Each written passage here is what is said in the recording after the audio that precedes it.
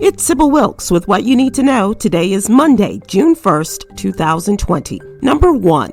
In the words of Dr. Martin Luther King Jr., a riot is the language of the unheard. America has demonstrated once again that this country, its leaders, and many police departments continue to turn a deaf ear to the plight of African Americans. What began as peaceful protests to the murders of George Floyd, Breonna Taylor, and Ahmaud Arbery, and 400 years of racial injustice has mushroomed to days of protest and nights of violence. Thousands of National Guardsmen have been put on the streets of cities across the country in response to the looting, arson, and other acts of violence.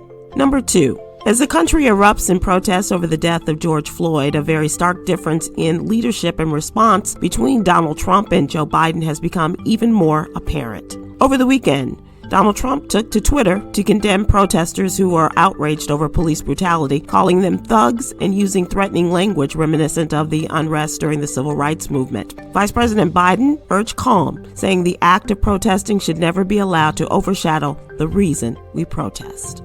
Number 3. In addition to the growing protest over the death of George Floyd, state and city leaders have another pressing issue on their hands: a possible second wave of the pandemic coupled by the lack of social distancing during the protest. Mayors around the country are encouraging protesters to get tested or isolate themselves from vulnerable family members. Number 4. Saturday's liftoff of NASA astronauts on a privately built and owned spacecraft was a historic event, long time coming. The Elon Musk SpaceX company built Dragon Endeavour delivered Americans Bob Behnken and Doug Hurley to the International Space Station Sunday. It gave hope for making space travel an affordable possibility in the near future. Number 5.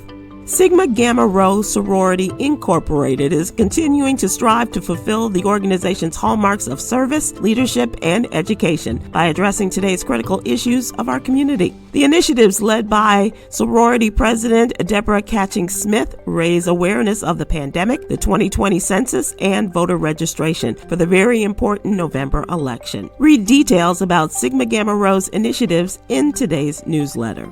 And here's a page from Black History. The late Mabel Fairbanks may not have been afforded the opportunity to chase Olympic gold as an ice skater, but she is still rightfully recognized as a pioneer of the sport. Fairbanks is the first Black woman inducted into the U.S. Figure Skating Hall of Fame and coached many of the sport's brightest stars.